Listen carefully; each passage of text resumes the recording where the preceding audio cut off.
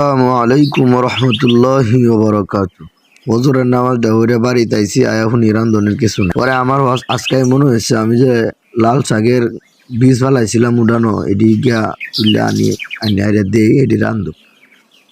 লাউ গাছ লাগাইছিলাম, আপনারা জানেন এই লাউ গাছ অনেক বড় হয়েছে আল্লাহর মেহরবানিতে এবং আপনাদের দোয়াতে। এই দেখেন কত সুন্দর লাউ হয়ে রয়েছে গাছও।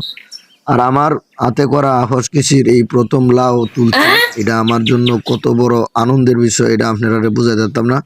আমি আজকে খুব এক্সাইটেড যে আসলে নিজের করা কৃষি থেকে লাল শাক তুললে রান দেখাওন, নিজের লাগানি গাছ থেকে লাউ তুললে রান দেখাওন, এটা আসলে আমি আমার মতো নাদান মানুষের লাগে এটা খুবই এক্সাইটেড। আপনারা দেখুন কত সুন্দর মানে লাল শাকটা যে হয়েছে এটা মানে দেখতেই মনটা ভরে যাইতেছে আনন্দে।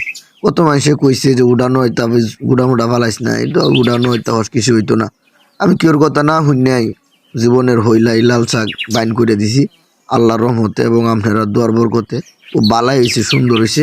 আপনারা দেখতেছেন যে আসলে দুই বেলা খাই এক বেলা খাই, কিন্তু আসলে মানে নিজের হাতে কৃষি করা ফসল খাওয়া এটা মানে আমার জন্য খুবই আনন্দের একটা বিষয়। খুব ভালোই লাগতেছে, মানে লাল শাকটা তুলতেছি যে মানে আনন্দে মনটা ভরে গেছে।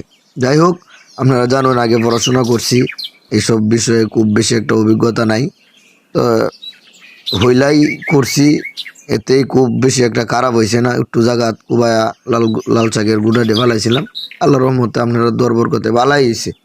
এরপরে লাউটা কইছি চুড়ু মাছ লাঠি মাছ দিয়ে রান দিলতো, আর লাল শাকটা কইছি একটু ভাজি ভাজি করে দিলতো।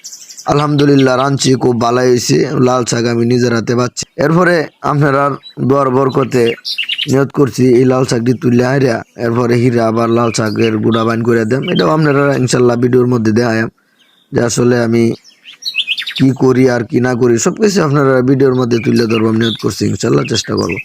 এক একটা লাল শাক যেন আমার এক একটা মানে পশমের মতো মনে হইতেছে হৃৎপিণ্ডে, মানে কতটুকু আসলে ভালো লাগতেছে এটা আপনারা বুঝে যেতাম না। আপনারা আমার এই কথার মধ্যে বুঝতেছেন যে হুজুর আজকে কত এক্সাইটেড বিষয়গুলো।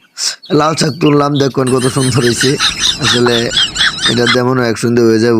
সকালবেলা লাল শাক লাউ নিজের হাত থেকে কৃষি করা, সেখান থেকে তুললে নিয়ে ঘরে যায় খাওয়া রান্ধন, এটা আসলে খুবই একটা আনন্দের বিষয়। নিজের হাত দিয়েই বাঁচলাম কাটলাম, এরপরে কইলাম যে ডিরাইন দিয়ে দেও দুইলা ভাত খাই। এরপরে আলহামদুলিল্লাহ খুবই ভালো একসাথ করে রাঁধছে। তে সবাই দোয়া করবেন, ভিডিওতে লাইক করবেন, শেয়ার করবেন এবং আমার উদ্বুদ্ধ করবেন। আজকের মতো আমি বিদায় নিতে চাইতেছি, কারণ আমি আসলে আজকে আনন্দের কারণে